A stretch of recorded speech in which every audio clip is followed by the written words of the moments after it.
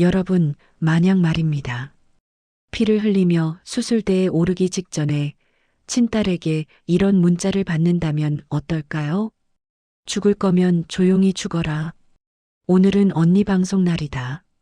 이게 과연 부모가 할 말일까요? 그런데 더 충격적인 건 그 딸이 8년 동안 그 집 생활비를 전부 대고 있었다는 사실입니다.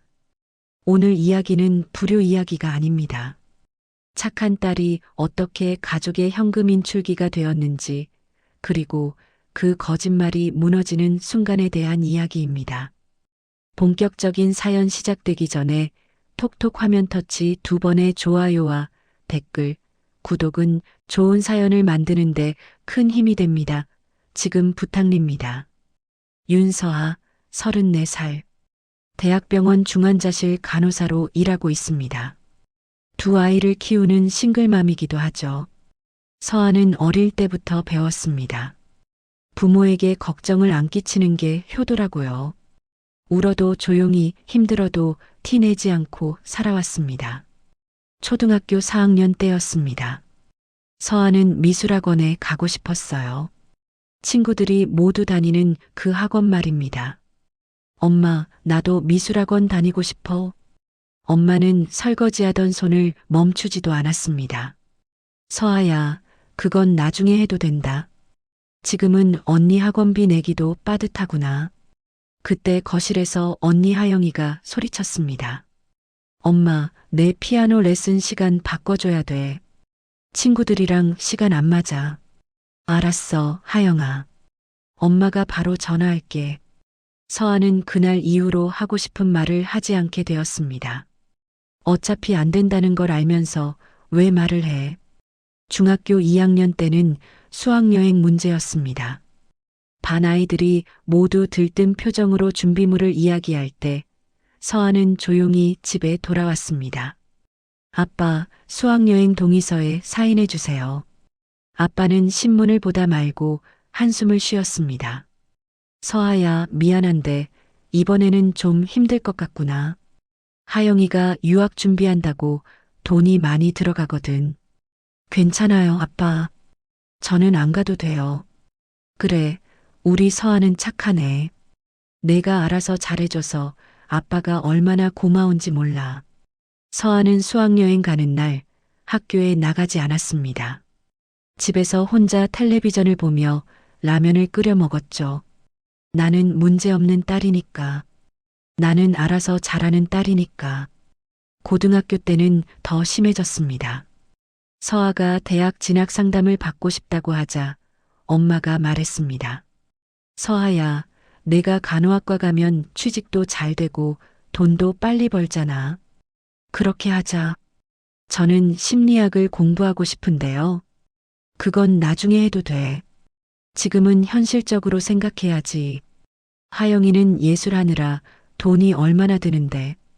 결국 서아는 간호학과에 진학했습니다. 장학금을 받으며 아르바이트를 병행했고 집에는 단 한 푼도 손 벌리지 않았습니다. 반면 언니 하영이는 달랐습니다. 미대를 나온 후 유튜브 크리에이터가 되겠다며 부모님 집에서 살았죠. 하영아, 오늘 촬영은 어땠어? 엄마, 나 지금 바쁘니까 나중에 얘기해. 알았어, 딸. 엄마가 저녁 차려줄게. 서아가 명절에 집에 가면 언제나 똑같은 풍경이었습니다. 언니는 방에서 편집을 한다며 나오지 않고 서아는 부엌에서 엄마를 도왔습니다.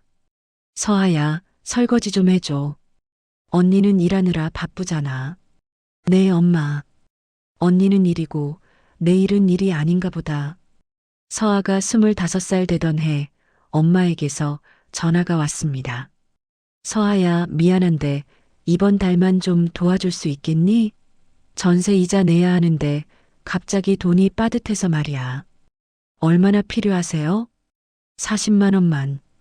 다음 달에 바로 갚을게. 서아는 그날 바로 송금했습니다. 가족이니까요. 그런데 다음 달이 되자 또 전화가 왔습니다. 서아야, 이번 달도 좀 어려워서 그러는데. 네, 보낼게요. 그렇게 한 달이 두 달이 되고 6개월이 1년이 되었습니다. 어느새 서아의 통장에서 매달 돈이 빠져나가는 게 당연해졌습니다. 전세이자, 보험료, 카드값, 공과금. 서아는 스스로에게 말했습니다.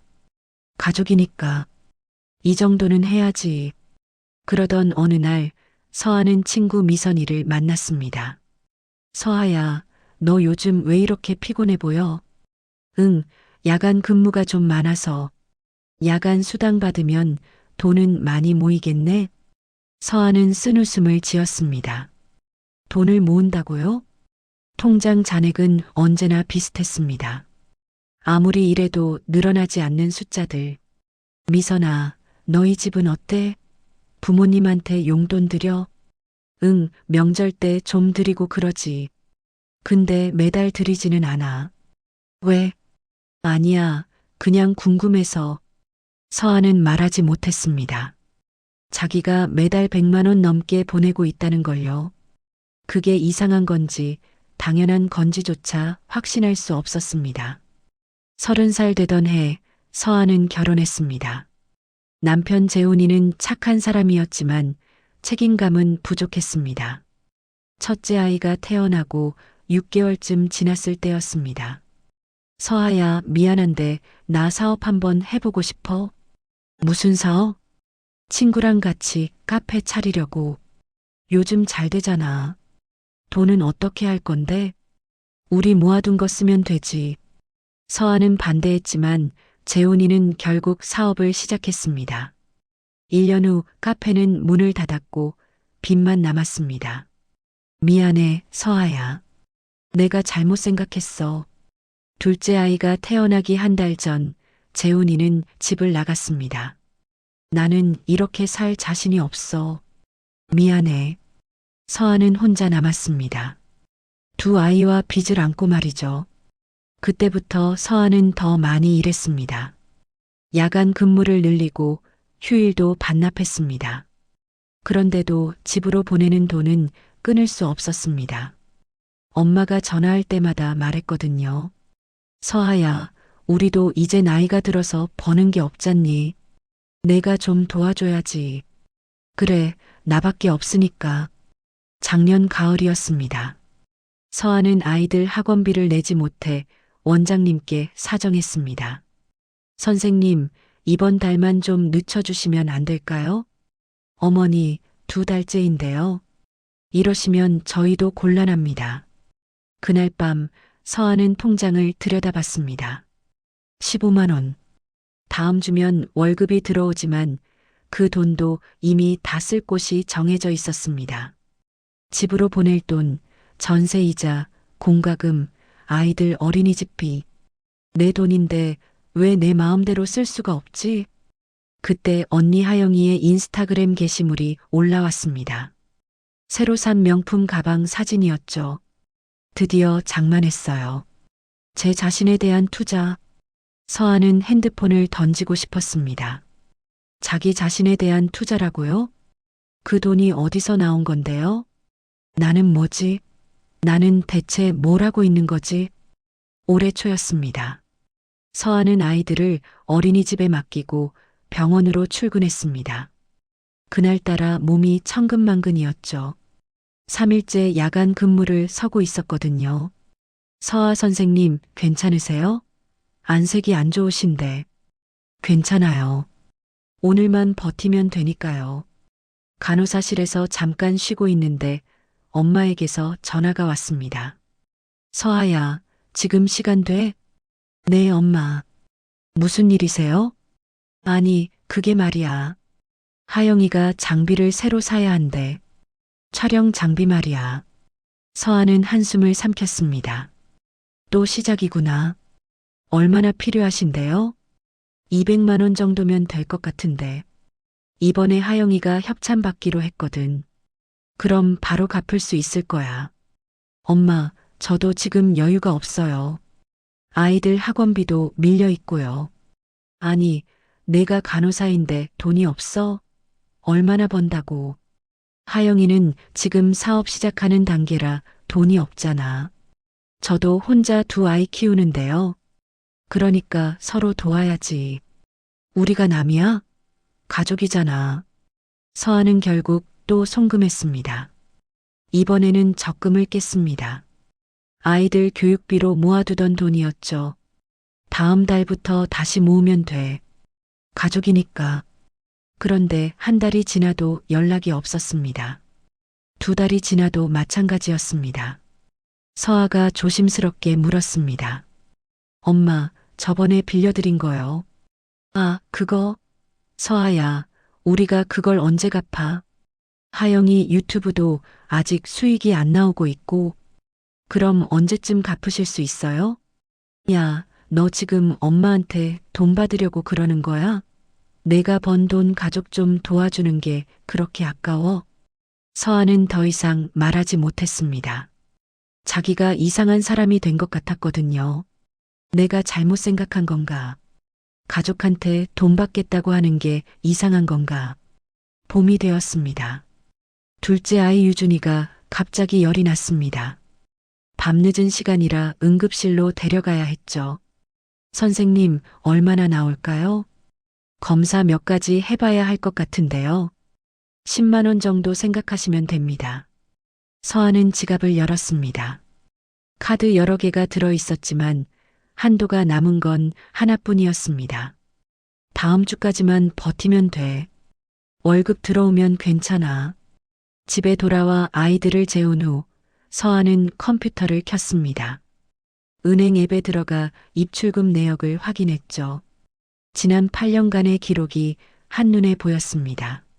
매달 100만 원에서 200만 원씩, 어떤 달은 300만 원이 넘기도 했습니다. 전세이자, 보험료, 카드값, 병원비, 장비 구입비, 자동차 수리비, 항목도 가지각색이었습니다. 서아는 계산기를 두드렸습니다. 총액이 화면에 떴습니다. 2억 8천만 원. 서아는 멍하니 숫자를 바라봤습니다. 거의 3억이네. 3억을 어떻게 보냈지? 그 돈이면 아이들과 작은 집 하나 살 수 있었습니다. 그 돈이면 아이들 학원비 걱정 안 하고 살 수 있었습니다. 그 돈이면 서아 자신도 조금은 숨 쉴 수 있었습니다.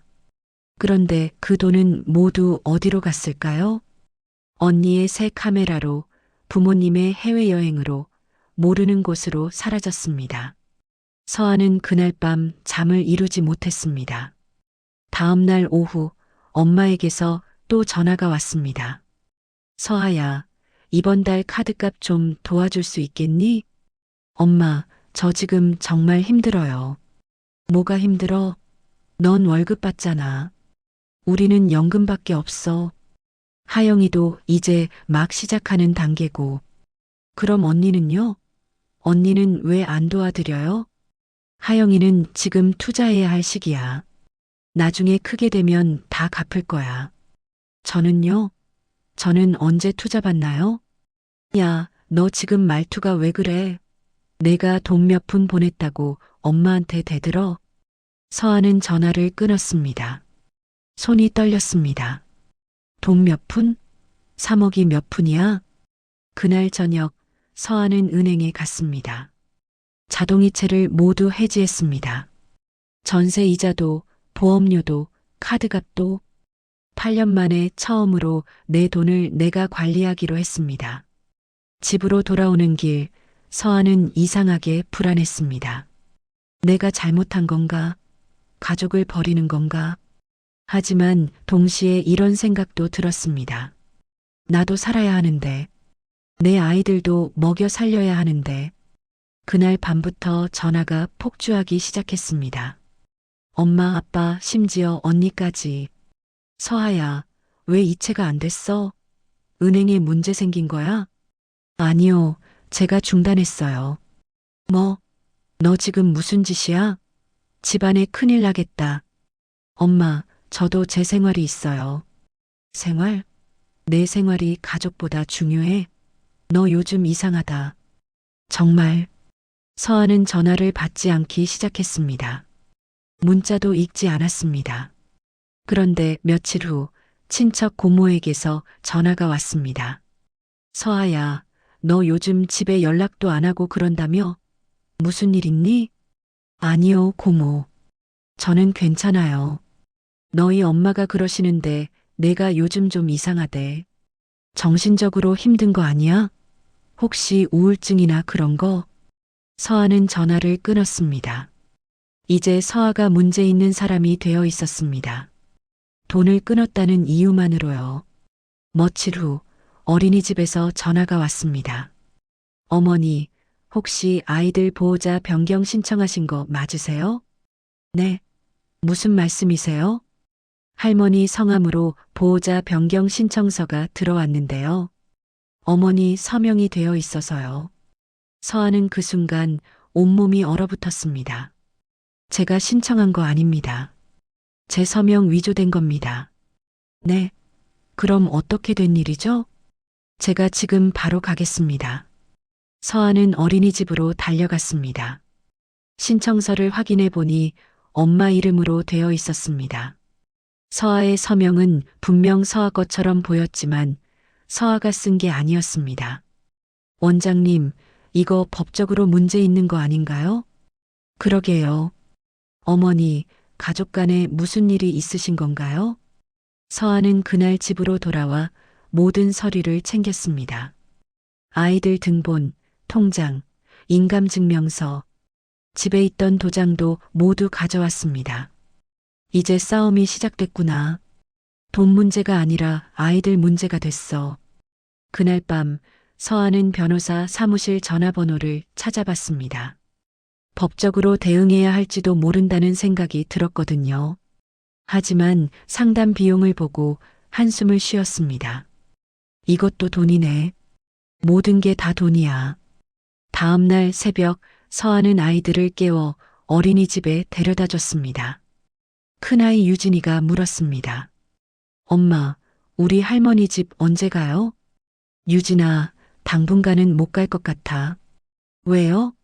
할머니가 보고 싶은데. 서아는 아이의 머리를 쓰다듬었습니다. 조금 있다가 가자. 지금은 엄마가 바쁘거든. 어린이집에 아이들을 맡기고 나오는데 원장님이 서아를 불렀습니다. 어머니, 혹시 시간 되시면 잠깐 상담 좀 할 수 있을까요? 네, 무슨 일이세요? 요즘 유진이가 좀 불안해하는 것 같아서요. 자꾸 할머니 찾고 밤에 악몽도 꾸고 그래요.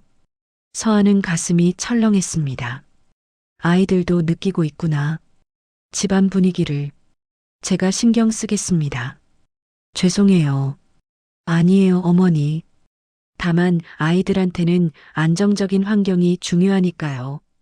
병원으로 출근하는 길, 서아는 계속 생각했습니다. 아이들에게 안정적인 환경이라고요? 지금 서아 자신이 무너지고 있는데 어떻게 아이들을 안정시키나요? 그날 오후 엄마에게서 문자가 왔습니다. 서아야, 내가 이렇게까지 할 줄 몰랐다. 우리가 너한테 뭘 잘못했다고 이러니? 가족이 원수가 되는 게 이런 거구나. 서아는 답장하지 않았습니다. 대신 문자를 지웠습니다. 읽을수록 마음만 아프니까요. 저녁 근무를 마치고 나오는데 간호사 선배 은주가 말을 걸었습니다. 서아야, 너 요즘 많이 힘들어 보이던데 괜찮아? 네, 언니. 괜찮아요. 거짓말. 얼굴에 다 쓰여 있어. 무슨 일 있으면 말해. 내가 도와줄 수 있는 거 있으면 도와줄게. 서아는 고개를 저었습니다. 정말 괜찮아요. 걱정해 주셔서 고마워요. 집으로 돌아가는 버스 안에서 서아는 창밖을 바라봤습니다. 비가 내리기 시작했습니다. 이 비처럼 내 인생도 계속 축축하게 젖어가는구나. 밤 11시쯤 집에 도착했습니다.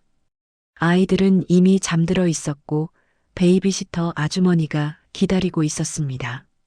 아이들 저녁 잘 먹었어요. 유준이가 좀 보챘는데 금방 잤어요. 감사합니다, 아주머니. 베이비시터를 배웅하고 나서 서아는 소파에 주저앉았습니다. 몸도 마음도 너무 지쳤습니다. 그때 휴대폰이 울렸습니다. 아빠였습니다. 받아야 할까 말까 고민하다가 받았습니다. 여보세요. 서아야, 나다. 아빠. 네, 아빠. 너 지금 뭐 하는 거니? 엄마가 얼마나 속상해 하시는지 아니? 제가 뭘 잘못했는데요? 잘못? 넌 지금 가족을 버리고 있잖아. 그게 잘못이지. 아빠, 저는 가족을 버린 게 아니라 제 생활을 지키려는 거예요. 생활? 내 생활이 가족보다 중요해? 너 언제부터 이렇게 이기적이었니? 서아는 전화를 끊었습니다. 더 이상 들을 수 없었습니다. 내가 이기적이라고? 8년 동안 3억을 보낸 게 이기적이야? 새벽 3시쯤 서아는 잠에서 깼습니다. 악몽을 꾼 것 같았지만 기억나지 않았습니다. 다만 가슴이 답답하고 숨쉬기가 힘들었죠. 창문을 열고 밖을 바라봤습니다. 비는 여전히 내리고 있었습니다. 나는 언제까지 이렇게 살아야 하지? 언제까지 혼자 버텨야 하지? 다음 날 아침이었습니다. 서아는 아이들을 깨워 준비시켰습니다. 유진이가 투정을 부렸습니다. 엄마, 오늘 어린이집 가기 싫어요. 유진아, 엄마가 일해야 돼. 착하게 가자. 싫어요. 엄마랑 집에 있고 싶어요. 서아는 아이를 달래며 옷을 입혔습니다. 유준이도 울기 시작했습니다. 제발 오늘만큼은 조용히 좀 해줘. 겨우 아이들을 데리고 밖으로 나왔습니다. 비는 그쳤지만 길은 여전히 젖어 있었습니다. 횡단보도 앞에서 신호를 기다렸습니다. 유진이가 가방을 떨어뜨렸습니다. 엄마, 가방. 서아는 황급히 가방을 주우려고 몸을 숙였습니다. 그때였습니다. 유준이가 갑자기 차도 쪽으로 뛰어갔습니다. 유준아. 서아는 아이를 붙잡으려고 뛰어들었습니다. 그 순간 번쩍이는 불빛과 함께 엄청난 충격이 왔습니다. 쾅! 서아는 그대로 땅에 쓰러졌습니다. 귀에서 삐소리가 들렸습니다. 아이들 울음소리가 멀리서 들려왔습니다. 엄마, 엄마. 아이들은 괜찮아. 아이들은 내가 밀쳐서 괜찮아. 누군가 서아를 흔들었습니다. 아줌마, 정신 차리세요. 누가 구급차 좀 불러주세요. 서아는 눈을 뜨려고 했지만 너무 무거웠습니다. 옆구리가 불타는 것처럼 아팠습니다. 아, 죽는 건가? 이렇게 죽는 건가? 구급차가 도착했습니다. 응급구조사가 서아를 들것에 실었습니다. 의식은 있습니다. 하지만 뇌출혈 가능성 있어요. 빨리 가야 합니다. 구급차 안에서 서아는 겨우 입을 열었습니다. 아이들은요? 아이들은 괜찮아요. 걱정 마세요. 부탁이에요. 아이들 좀 봐주세요. 응급실에 도착했습니다. 의사들이 서아를 둘러쌌습니다. 혈압 떨어지고 있습니다. 복부 초음파 준비, 빨리. 뇌출혈 확인됩니다. 수술 준비하세요. 서아는 천장이 빠르게 지나가는 걸 봤습니다. 수술실로 가고 있었습니다. 아이들을 누가 데려가지? 의사가 서아에게 말했습니다. 보호자 연락처 알려주세요. 지금 바로 수술 들어가야 합니다. 서아는 떨리는 손으로 휴대폰을 꺼냈습니다. 엄마 전화번호를 불렀습니다. 간호사가 전화를 걸어줬습니다. 벨이 울렸습니다. 1번, 2번, 3번. 받지 않았습니다. 다시 걸었습니다. 이번에는 받았습니다. 왜?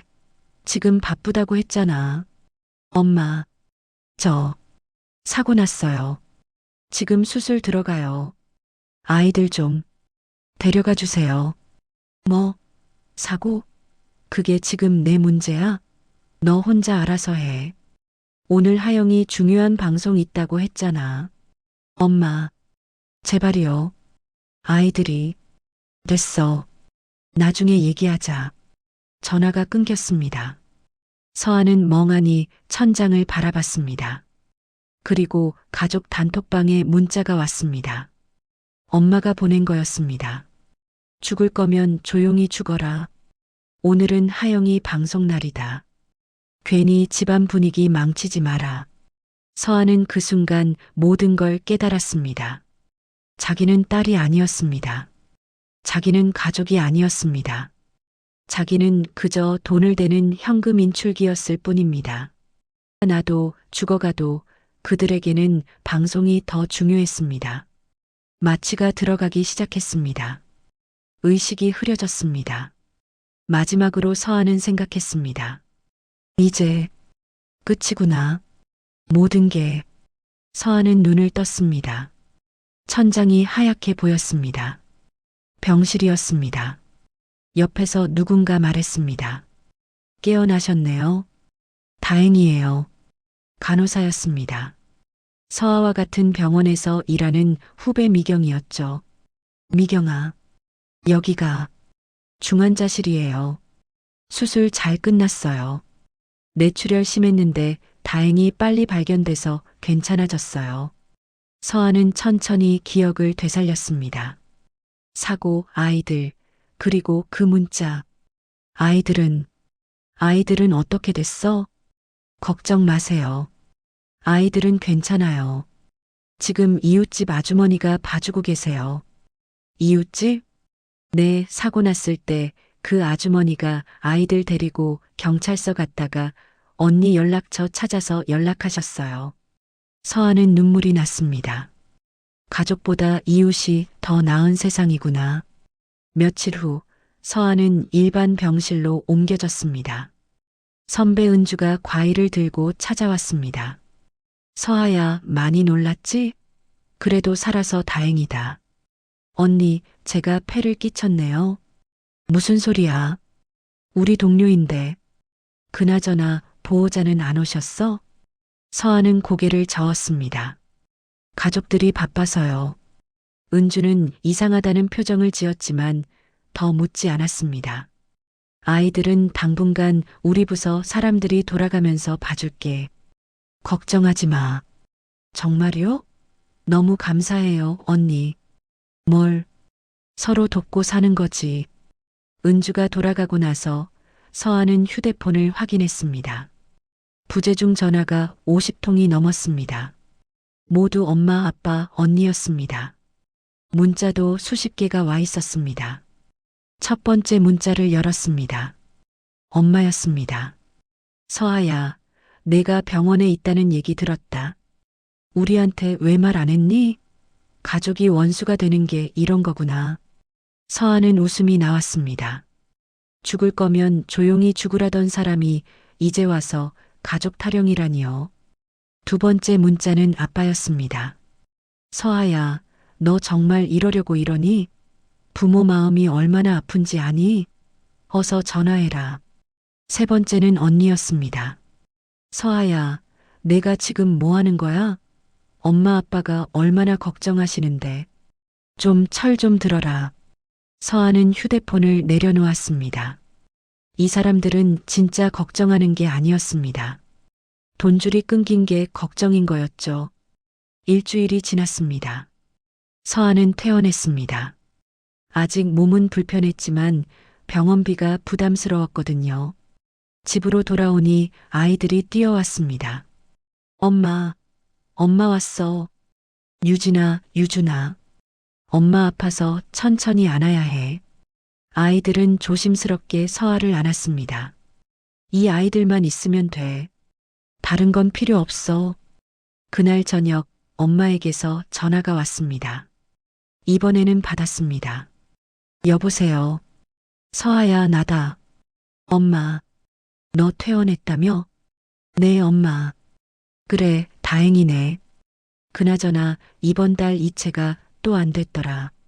무슨 일이니? 서아는 웃었습니다. 안부 인사도 없이 바로 돈 얘기였습니다. 엄마, 저 이제 안 보낼 거예요. 뭐? 너 지금 무슨 소리 하는 거야? 8년 동안 충분히 보냈어요. 이제는 제 아이들 키우는데 쓸게요.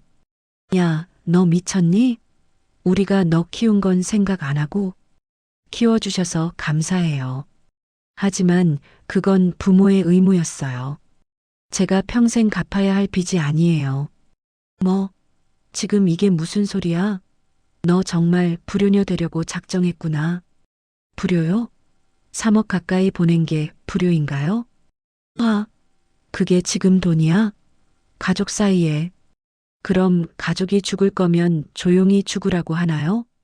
전화 너머로 침묵이 흘렀습니다. 엄마가 말했습니다. 너, 그 문자 얘기하는 거니? 네, 그 문자요. 수술 들어가기 직전에 받은 그 문자요. 그건 엄마가 화가 나서 그런 거고, 죄송하다는 말씀은 없으세요? 미안하면 다야. 넌 지금 가족을 버리고 있잖아. 서아는 전화를 끊었습니다. 더 이상 대화가 의미 없었습니다. 다음 날 이상한 일이 벌어지기 시작했습니다. 먼 친척 이모에게서 전화가 왔습니다. 서아야, 너 요즘 우울증 심하다며? 약 먹고 있다는 얘기 들었는데. 네, 저 우울증 없는데요. 아니, 내 엄마가 그러시던데. 요즘 애들도 제대로 못 챙기고 혼자 우울해한다고. 서아는 이해했습니다. 소문이 퍼지고 있었습니다. 서아가 정신적으로 문제가 있다는 거짓말이요.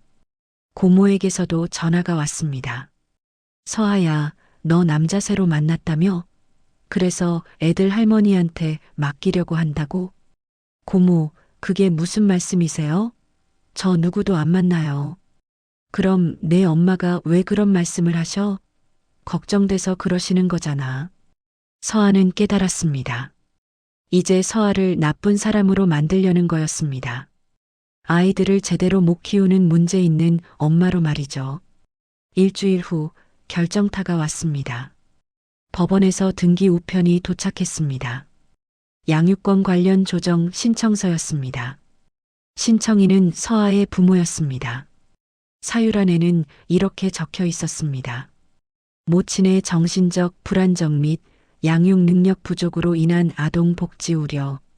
조부모가 양육권을 행사하는 것이 아동에게 이로움. 서아는 서류를 들고 주저앉았습니다. 진짜 이러는 거야? 정말로? 손이 떨렸습니다. 분노가 치밀어 올랐습니다. 하지만 동시에 두려웠습니다. 법원에서 이걸 믿으면 어떡하지? 정말 아이들을 빼앗기면? 서아는 바로 법률 상담을 알아봤습니다. 무료 상담을 제공하는 곳을 찾았습니다. 변호사는 서류를 보더니 말했습니다. 이건 근거가 약해 보이네요.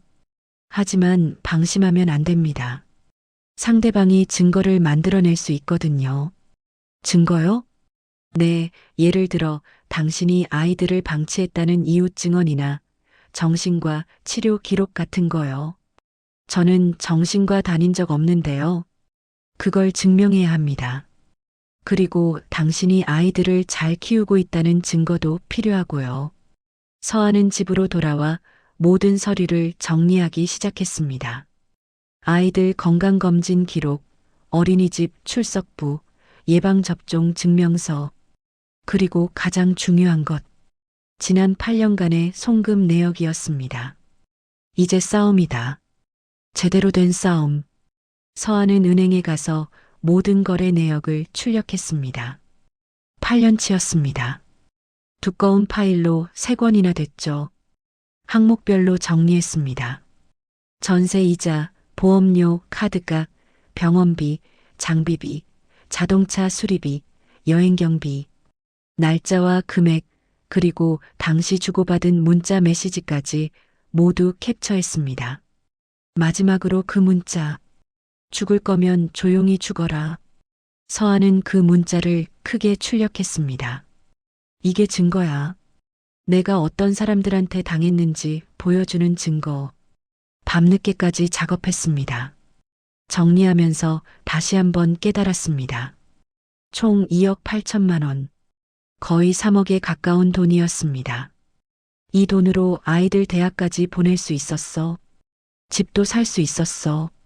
그런데 그 돈은 모두 어디로 갔을까요? 언니의 유튜브 장비로, 부모의 해외여행으로, 명품 가방으로 사라졌습니다. 서아를 위해서는 단 한 푼도 쓰이지 않았습니다. 다음 날 아침 엄마에게서 또 전화가 왔습니다. 서아야, 우리 한번 만나서 얘기하자. 이렇게 법까지 가는 건 좋지 않아. 엄마, 먼저 법원에 신청하신 분이 누구세요? 그건 내가 너무 심하게 나와서 어쩔 수 없었어. 손주들이 걱정돼서 그런 거야. 걱정이요? 수술 들어간다는데 방송이 더 중요하다던 분이요? 그건 엄마가 잘못 생각했어. 미안하다. 그러니까 만나자. 만나서 뭘 하시려고요?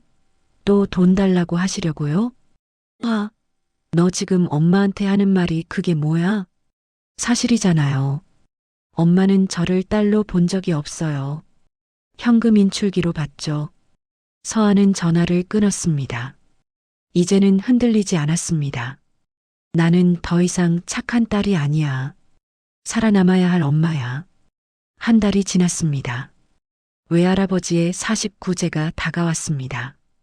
친척들이 모두 모이는 날이었죠. 엄마에게서 문자가 왔습니다. 서아야, 49제니까 꼭 와야 한다.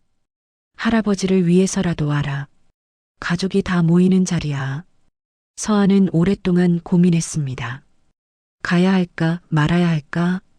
그런데 선배 은주가 말했습니다. 서아야, 가. 그리고 내가 겪은 일 다 말해. 그 사람들이 뭘 잘못했는지 제대로 보여줘. 언니, 그게 쉬운 일이 아니에요. 쉬운 일은 아니지. 하지만 안 하면 평생 후회할 거야. 내가 잘못한 게 아니잖아. 서아는 결심했습니다. 가기로요. 그리고 모든 걸 끝내기로요. 49제 당일이었습니다. 서아는 검은색 정장을 입고 큰 봉투를 들고 집을 나섰습니다. 봉투 안에는 8년치 송금 내역과 문자 메시지 출력물이 들어 있었습니다. 친척들이 모두 모여 있었습니다. 고모, 이모, 삼촌, 사촌들까지. 엄마가 서아를 보더니 반갑게 말했습니다. 서아야, 왔구나. 어서 와. 마치 아무 일도 없었던 것처럼요. 네, 엄마. 언니 하영이도 있었습니다. 예쁘게 화장하고 새 옷을 입고 있었죠. 서아야, 오랜만이네. 응, 언니. 절을 마치고 식사 시간이 되었습니다. 모두 둘러앉아 밥을 먹기 시작했습니다. 고모가 서아에게 물었습니다. 서아야, 너 요즘 일은 어때? 힘들지 않니? 힘들죠. 혼자 아이 둘 키우면서 일하니까요. 그래도 내가 간호사니까 다행이다. 돈은 잘 버니까. 서아는 웃었습니다. 돈을 잘 번다고요? 그 돈이 다 어디로 갔는데요? 이모가 말을 이었습니다. 서아야, 너 부모님한테 좀 잘해드려라. 요즘 너 때문에 많이 속상해 하시더라. 제가요? 응, 연락도 잘 안 하고 그런다며. 효도해야지. 서아는 숟가락을 내려놓았습니다. 이제 때가 됐어. 지금 말해야 해. 고모, 이모. 여러분께 드릴 말씀이 있어요. 모두가 서아를 쳐다봤습니다. 엄마가 긴장한 표정으로 말했습니다. 서아야, 지금은 때가 아니야. 나중에 얘기하자. 아니요, 엄마. 지금이 딱 좋은 때예요. 다들 모였으니까요. 서아는 가방에서 두꺼운 파일을 꺼냈습니다. 친척들이 수군거렸습니다. 저게 뭐야? 무슨 서류인가? 서아는 파일을 펼쳤습니다. 여러분, 저는 지난 8년 동안 부모님과 언니에게 돈을 보냈습니다. 매달 100만 원에서 300만 원씩이요. 엄마가 일어서려고 했습니다. 서아야, 그만. 앉아 계세요, 엄마. 제 말 끝까지 들으세요. 서아는 첫 장을 넘겼습니다. 2017년 5월. 전세이자 40만 원. 다음 달에 갚겠다고 하셨죠. 2017년 6월. 보험료 50만 원. 잠깐만 도와달라고 하셨어요. 2017년 7월. 카드값 80만 원. 페이지를 계속 넘겼습니다. 친척들이 숨죽이며 들었습니다. 2018년 3월. 언니 유튜브 장비 200만 원. 곧 수익 나면 갚겠다고 하셨죠. 2019년 12월. 해외여행 경비 300만 원. 2020년 4월. 자동차 수리비 150만 원. 서한은 마지막 장을 펼쳤습니다. 총액 2억 8천만 원입니다. 친척들이 술렁였습니다. 뭐? 3억? 그게 사실이야? 고모가 엄마를 쳐다봤습니다. 언니, 이게 정말이에요? 엄마는 얼굴이 새빨개졌습니다. 그건 가족끼리 도와준 거잖아. 도와준 거요? 서한은 다음 서류를 꺼냈습니다. 그럼 이것도 도와준 건가요? 문자 메시지 출력물이었습니다. 크게 확대된 글씨가 보였습니다. 죽을 거면 조용히 죽어라. 오늘은 하영이 방송 날이다. 서한은 큰 소리로 읽었습니다. 제가 교통사고로 수술 들어가기 직전에 받은 문자입니다. 엄마가 보낸 거예요. 순간 식당이 조용해졌습니다. 아무도 말하지 않았습니다. 이모가 믿을 수 없다는 표정으로 물었습니다. 언니가 정말 그런 문자를 보냈어요? 엄마는 고개를 숙였습니다. 아빠가 대신 말했습니다. 그건 화가 나서 그런 거고. 화가 나서요? 서한은 아빠를 똑바로 쳐다봤습니다. 딸이 죽어가는데 화가 났다고요? 뭐 때문에요? 그건 언니 방송이 더 중요해서죠. 3억을 대는 딸보다 유튜브 하는 딸이 더 중요했으니까요. 언니 하영이가 소리쳤습니다. 서아야, 너 지금 뭐 하는 거야?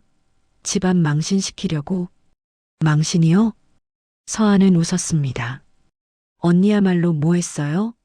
8년 동안 부모님 집에 얹혀 살면서 제 돈으로 장비 사고 옷 사고 여행 다녔잖아요.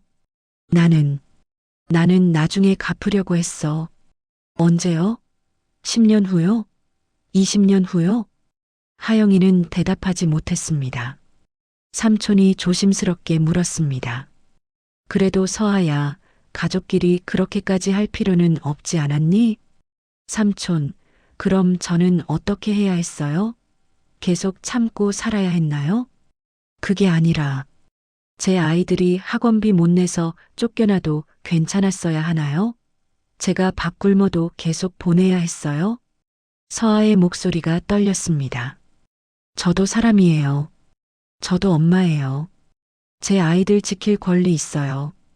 고모가 엄마에게 말했습니다.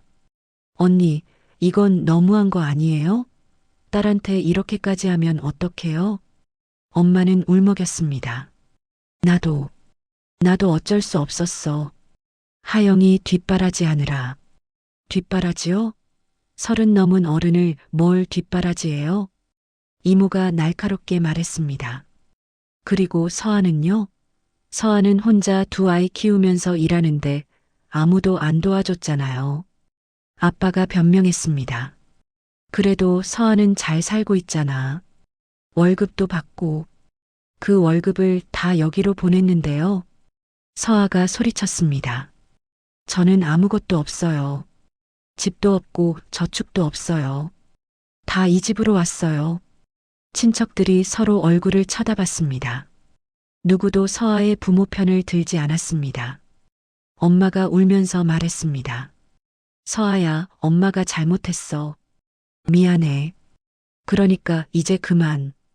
미안하다고요? 서아는 엄마를 똑바로 쳐다봤습니다. 진심으로요? 아니면 사람들 앞에서 창피해서요? 서아야. 엄마는 한 번도 저한테 미안하다고 안 하셨어요. 대신 제가 이상하다고 소문 내셨죠.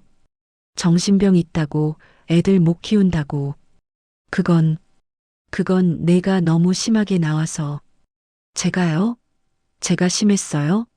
서아는 마지막 서류를 꺼냈습니다. 그럼 이건 뭐예요? 양육권 조정 신청서. 엄마가 법원에 낸 거잖아요. 친척들이 놀라 웅성거렸습니다. 뭐, 양육권까지? 그건 너무한 거 아니야? 엄마는 변명했습니다. 그건 손주들이 걱정돼서 서아가 제대로 못 키울까봐. 제대로 못 키운다고요? 서아는 가방에서 또 다른 서류를 꺼냈습니다. 여기 아이들 건강검진 기록이에요. 예방접종도 다 맞았고 성장 발달도 정상이에요. 어린이집 출석률 98%예요. 이게 제대로 못 키우는 엄마가 할 수 있는 일인가요? 아무도 대답하지 못했습니다. 서아는 자리에서 일어났습니다. 저는 이제 가겠습니다. 할아버지, 절 올리러 왔던 거니까요. 앞으로 저한테 연락하지 마세요. 돈도 요구하지 마시고요. 저도 제 인생 살겠습니다. 엄마가 서아의 팔을 잡았습니다. 서아야, 제발. 우리가 어떻게 살라고. 서아는 엄마의 손을 뿌리쳤습니다. 엄마도 일하세요. 언니도 제대로 된 직장 구하시고요. 저처럼요. 우리 나이에 무슨 일을. 저는 혼자 두 아이 키우면서 일해요. 엄마는 두 분이 계시잖아요. 못하실 이유 없어요. 서아는 식당 문을 열고 나갔습니다. 뒤에서 엄마의 울음소리가 들렸습니다. 하지만 서아는 돌아보지 않았습니다. 이제 끝이야. 정말로 끝이야. 그날 이후 삶이 달라졌습니다. 서아는 통장을 새로 만들었습니다. 아이들 이름으로요. 매달 월급이 들어오면 제일 먼저 했습니다. 아이들 통장에 돈을 넣는 일이었죠. 유진아, 유준아. 이건 너희 미래를 위한 거야. 엄마가 지켜줄게. 이제 서아의 돈은 서아와 아이들을 위해 쓰였습니다. 학원비도 제때 냈습니다. 아이들 옷도 새로 샀습니다. 가끔은 외식도 했죠. 엄마, 오늘 진짜 맛있어요. 유진이가 웃으며 말했습니다. 서아는 아이의 머리를 쓰다듬었습니다. 이게 정상이구나. 이게 엄마가 해줘야 하는 거구나. 한 달이 지났습니다. 엄마에게서 문자가 왔습니다. 서아야, 엄마 정말 미안해. 한 번만 용서해줘. 다시는 그러지 않을게. 서아는 답장하지 않았습니다. 일주일 후 또 문자가 왔습니다. 서아야, 제발 좀 도와줘. 우리 정말 힘들어. 이자도 못 내고 있어. 역시 답장하지 않았습니다. 열흘 후에는 아빠에게서 전화가 왔습니다. 받지 않았습니다. 언니에게서도 문자가 왔습니다. 서아야, 내가 잘못했어. 그때 내가 너무 철없었어. 이제라도 제대로 할게. 서아는 핸드폰을 내려놓았습니다. 이제라도요? 8년이 지나서요? 용서는 쉬운 게 아니었습니다. 그리고 용서한다고 해서 다시 돌아가는 것도 아니었습니다. 서아는 결심했습니다. 용서할 수는 있어도 관계를 회복할 수는 없다고요. 나는 더 이상 그 사람들의 딸이 아니야. 내 아이들의 엄마일 뿐이야. 석 달이 지났습니다. 선배 은주가 물었습니다. 서아야, 요즘 얼굴이 많이 밝아졌다. 뭔가 좋은 일 있어? 그냥요. 마음이 편해진 것 같아요. 그래, 보기 좋다. 그렇게 사는 거야. 은주의 말이 맞았습니다. 서아는 처음으로 자기 인생을 사는 것 같았습니다. 아이들과 공원에 갔습니다. 그네를 태워주고 시소를 탔습니다. 엄마 요즘 웃음이 많아진 것 같아요. 유진이가 말했습니다. 그래, 엄마가? 네, 예전에는 항상 피곤해 보였는데 요즘은 아니에요. 서아는 아이를 꼭 안았습니다. 맞아. 나 이제 안 피곤해. 내 삶이니까. 반년이 지났습니다. 고모에게서 연락이 왔습니다. 서아야, 너희 엄마 아빠 상황이 안 좋으시대. 집도 빼고 작은 데로 이사 가셨어. 네, 고모. 그리고 하영이는 취직했어. 회사 다니기 시작했더라. 서아는 놀라지 않았습니다. 결국 다들 살 방법을 찾은 거죠. 고모, 그분들 일은 저랑 상관없어요. 그래도 내 부모님인데 저는 제 아이들한테 집중하고 싶어요. 이해해 주세요. 고모는 한숨을 쉬었습니다. 알겠다. 너도 힘들었겠지. 잘 살아라, 서아야. 전화를 끊고 나서 서아는 창밖을 바라봤습니다. 잘 사는 거, 그게 뭘까? 서아에게 잘 산다는 건 이제 명확했습니다. 희생하지 않는 것, 내 몫을 지키는 것, 아이들에게 건강한 모습을 보여주는 것. 1년이 지났습니다. 서아는 작은 집을 계약했습니다. 전세였지만 완전히 서아 이름으로 된 집이었죠. 유진아, 유준아. 우리 이제 새 집으로 이사 가자. 진짜요, 엄마? 응, 우리만의 집이야. 아이들이 환호했습니다. 이사하는 날, 서아는 새 집 거실에 섰습니다. 작지만 따뜻한 공간이었습니다. 이게 내 집이야. 내가 번 돈으로 만든 우리 집. 저녁에 아이들을 재우고 나서 서아는 편지를 썼습니다.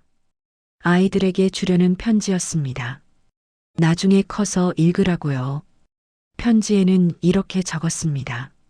유진아, 유준아. 엄마가 너희에게 꼭 해주고 싶은 말이 있어. 가족이라고 해서 모든 걸 참아야 하는 건 아니야. 사랑은 희생이 아니야. 서로 존중하고 배려하는 거지.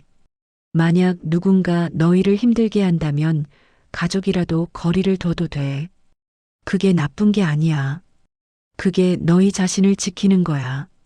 엄마는 너희가 행복했으면 좋겠어. 누구를 위해 사는 게 아니라 너희 자신을 위해 살았으면 좋겠어. 사랑해, 우리 아이들. 편지를 접으며 서아는 눈물이 났습니다. 슬픈 눈물이 아니었습니다. 후련한 눈물이었죠. 이제 끝났어. 정말로 끝났어. 어느 날 저녁이었습니다. 유진이가 물었습니다. 엄마, 우리 할머니, 할아버지는 언제 봐요? 서아는 잠시 생각했습니다. 유진아, 할머니, 할아버지는 지금 바쁘셔. 나중에 볼 수 있을 거야. 왜요? 어른들도 배워야 할 게 있거든. 시간이 필요해. 배워야 할 게 뭔데요? 사랑하는 법이야. 유진이는 고개를 갸우뚱했지만 더 묻지 않았습니다. 서아는 아이를 안았습니다. 언젠가는 알게 되겠지. 엄마가 왜 이런 선택을 했는지. 2년이 지났습니다. 서아는 이제 안정적인 삶을 살고 있었습니다. 빚도 다 갚았습니다. 저축도 조금씩 늘어났습니다. 무엇보다 마음이 편했습니다. 가끔 엄마 생각이 날 때도 있었습니다. 그립거나 미안한 게 아니라 그냥 떠오르는 거였죠. 저 사람들도 잘 살고 있겠지. 서아는 더 이상 그들의 삶에 책임지지 않았습니다. 각자 자기 인생을 사는 거였으니까요. 어느 봄날이었습니다. 유진이가 그림을 그려왔습니다. 엄마, 이거 봐요. 우리 가족이에요. 그림에는 세 사람이 그려져 있었습니다. 서아, 유진이, 유준이. 손을 잡고 웃고 있는 모습이었죠. 예쁘다, 유진아. 우리 정말 행복해 보인다. 네, 엄마. 우리 진짜 행복해요. 서아는 아이를 꼭 안았습니다. 맞아. 우리는 행복해. 이게 가족이야. 진짜 가족. 밤에 아이들을 재우고 나서 서아는 발코니에 나갔습니다. 도시의 불빛이 반짝이고 있었습니다. 서아는 깊게 숨을 들이마셨습니다. 나는 더 이상 착한 딸이 아니야. 하지만 좋은 엄마야. 그리고 그걸로 충분해. 가족이라는 이름의 빚은 이제 없었습니다. 서아는 자유로웠습니다. 그리고 그 자유 속에서 진짜 사랑을 배웠습니다. 조건 없이 주는 사랑이 아니라 서로를 존중하는 사랑을요. 여러분, 혹시 자식에게, 형제에게, 혹은 부모에게 너무 오래 참고만 살지는 않으셨나요? 가족은 희생 위에 세워지면 언젠가 무너집니다. 경계는 배신이 아니라 살기 위한 선택입니다. 오늘 이야기가 여러분 마음에 작은 질문 하나라도 남겼다면 그걸로 충분합니다. 주인공과 당신을 응원하신다면 화면 터치 2번의 좋아요와 댓글, 구독 부탁드립니다. 감사합니다.